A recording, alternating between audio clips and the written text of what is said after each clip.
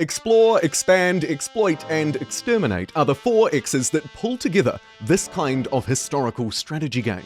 And in this video, we're going to take a look across games like Civilization 6, Civ 5, Humankind, and compare them against the freshly announced Millennia, because I've had a chance to play it in a very early access state, and I'm allowed to speak my mind freely about how it plays. Number 1 of 5, the Ages, one of Millennia's most significant mechanics. Of course, Civilization 6 has introduced a certain era or age system. As you move through the game, you can pick up benefits, or maybe negative penalties, depending on how well you progress through each stage of the game. You progress through these eras or ages as an individual, and the benefits are broadly just confined to you. Humankind has a more advanced and necessary system in its era stars system. If you're unfamiliar, the game is divided between roughly 6 key eras, and those eras each present a challenge. You need to earn stars by growing your population, maybe destroying enemy military units, expanding your borders, or collecting diplomat stars. Ultimately, you must collect these stars to move through the game. And of course, your unique unit, district, etc., your entire culture will change. We'll talk about that later on. Now on to Millennia, and while these ages won't entirely change who you are, I would argue that they almost have a more profound impact on the game. This is really what it's about.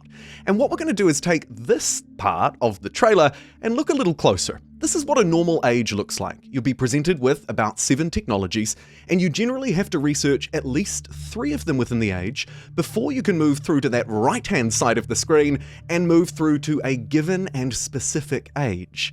Within each era, 10 in total, there'll usually be a normal one, in this case Renaissance, and then others like Discovery and Intolerance, and these will have other preconditions, maybe lots of war, maybe discover 5 landmarks. The neat thing here is that they're also quite competitive, so the first player to move through and research the next age is the player whom locks that age in for everyone else in the game. So if you're moving through to an age of blood where everyone is put to war with one another immediately, the map turns this interesting red and other things happen too, then you're setting the pace for everybody. Unlocking one though is fairly costly. In this case you can see it's about 30-34 turns compared to what might have been 7 to 10 for one of those individual technologies. And I believe that different ages offer different technologies, different experiences, as well as potentially changing the map as I mentioned earlier. Overall, this ages system also, of course, iterates slightly on the tech tree. No longer are you bound to research most things before a logical next tech, but you can potentially skip some earlier ones and maybe pick up something later on to replace it. We'll talk about that later. But first, what about the actual civs themselves? Generally, 4X historical strategy games tend to lean into that keyword historical, presenting a range of not just leaders, but also abilities that tend to go with them, right? You might have a nation ability, you might have a unique unit, most probably you'll actually have both. And of course these leaders are presented, sometimes a bit scruffily, but generally speaking very well, particularly in Civilization 6, which I think does a great job at balancing style and substance for these historically grounded leaders. Humankind, of course, takes a slightly different approach. In Humankind, as you move through each era, your civilization or culture will change, picking up new buildings, new units, and changing the customized look of your custom avatar that you create yourself, if you wish to. Now on to Millennia, which in some ways, at least in this early access preview, sort of merges the two. In the beginning of the game, you can choose a civilization, a set one, and it'll have some kind of trait. Or you could customize the name of your civ, the name of its leader, the color of its flag or borders, so there's a lot more customization up front, and currently no leader artwork present. It's more about moving through the game though, with things like, for example, national spirits, these things that you select once every second age, and inside of it, they really shape your nation. As you can see, there's engineering, exploration, all kinds of options, and as we saw just before in that Spartan tree, Each tree not only allows us to develop our civ, but also pick up very specific abilities related to that spirit. You unlock them using your domain XP, which you can see over on the left-hand side of this screenshot, which you can generate through things like buildings or tile improvements in your cities, each one of course specific to a certain playstyle. They also have one-off abilities, which is why a comparison with Civilization 5's social policy tree, for example, just doesn't quite fit right. Civ 5's one is actually a fairly good comparison, but it's just a little bit too simple. It doesn't quite have enough options, and there are also no alternatives. In Millennia, for example, you don't just have to put your XP into a tree, you can instead use a variety of sort of one-off abilities, like healing armies, summoning a fishing boat, sending an envoy. All that kind of good stuff is managed here. Now, speaking of management, onto a biggie, the cities. Civilization 5 and 6, of course, largely use workers to build tile improvements to connect your city to resources. You can also, of course, as you will well know, schedule the construction of buildings within cities, and generally in Civ they tend to be quite small, maybe 3 tiles either side. Civilization 6 expanded on the district system, adding complexity, adjacency bonuses, and specialization to it. Humankind, on the other hand, takes a slightly broader approach with much larger cities and territories, and many more districts on offer. These often sort of act a little bit like extra buildings.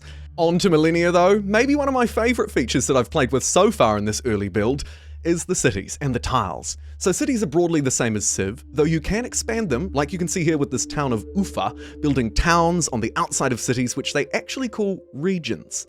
Inside of regions, you'll build a myriad of tile improvements. They'll upgrade over time, advanced ones in the modern era, early ones in the ancient times. They're really impressive, actually, to be honest. There's a huge variety of them, and they're very specialized and specific. They also simulate a local economy. So let's say I have 2 cotton plantations in a city.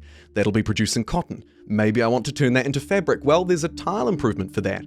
As we're moving through into the later game, if I can include some education from a public school tile improvement and some factories, we'll be able to industrialize it and turn it into clothing. And all of this is simulated within a local city, and of course you can trade resources between them as well. The simulation is great. Now onto the style, our 4th point, and one that I've seen a bit more discussion around.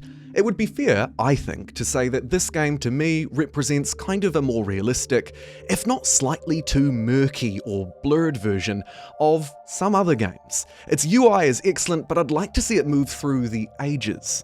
If we take a look at Old World or Civilization 5, which I think could very well be just a slightly closer comparison, you might start to see some similarities between the two. Now, granted, Civilization 5 is a 10-plus-year-old game, and I think it's important that we keep that in mind. If we flick back to Old World, a little more modern, but trying to go for that same sort of aesthetic or appeal, whether it liked it or not. And then, of course, finally, Millennia, which I think you'll see looks somewhat similar. Maybe a little bit too over-sharpened, a little bit too much detail in some places, while others, like massive forests, I've found to be maybe a little bit blurry or murky. I'd like to see it receive a little bit of a glow-up before its launch, but generally speaking, I think it's probably something that you could get used to. And finally, units and combat. This one's a biggie. So in Civilization, you're probably well used to how the unit movement works. You generally have 1 unit per tile. Civ 6, of course, allowed us to combine some into armadas and other formations, but generally speaking, you move your military units around the map, you click on an enemy one, they bump into each other through a nice little animation, and some numbers pop up on the screen to reflect what was done. Humankind, of course, takes it a step further than that, arguably a much more player control here. You group your units together, if you like, and march them across the map as one. But then as you enter the battle, you enter a broader scene, a controlled and confined space where you fight a fight over a series of rounds within a single turn. And of course, all of these, but particularly Humankind, take things like the terrain and all of those other things into account when it's working out how the fights actually play out. Millennia takes, I would argue, a more simple approach. Firstly, it's important to note that units are, at least in this current build, actually quite difficult to see on the map. Zooming in here for a 3rd time, keep an eye out for those 3 green bars. Those are the military formations currently standing in this city. However, as we've discussed previously, I did a quick mock-up to show you what it looks like when these units fight. When you move yours towards the enemies, it creates a sort of battle render. And thanks to your comments, you've pointed out a couple of games, as you can see here, that are quite similar. Although I would note, I'm nowhere near senior enough to have played Civ Call to Power. However, this is actually a pretty good representation of how it works in Millennia, although this one showing its age more than Millennia will. Now, it's important to note that cities have one production means, either military units or buildings. However, the game takes an interesting approach by using the domain XP that we talked about earlier to allow you to essentially spend this kind of one-off cost to build certain civilian units. These could be envoys to establish trade and diplomacy with other places. They could also be some unique ones. There's a prospector that you can send to hills to find gold, for example, and an explorer that can trigger a variety of events off different landmarks that may or may not work out very well for you. And that's just kind of the tip of the iceberg, actually. I like that they've taken them out of the city and allowed you to spawn them in essentially across your territory as well. It removes a little bit of micromanagement and frees the cities up to do what they do best. And that, my friends, concludes this very, very early comparison between the freshly announced Millennia, the new 4X strategy game published by Paradox and developed by C-Prompt Games, and comparing it to a few games that I've played. Hopefully you get a feel for some of the things that it's going to try and do differently. It is still very much an early access work in progress build, and that is clear to me. I'll be sure to cover its development as we move forward. Thanks for watching.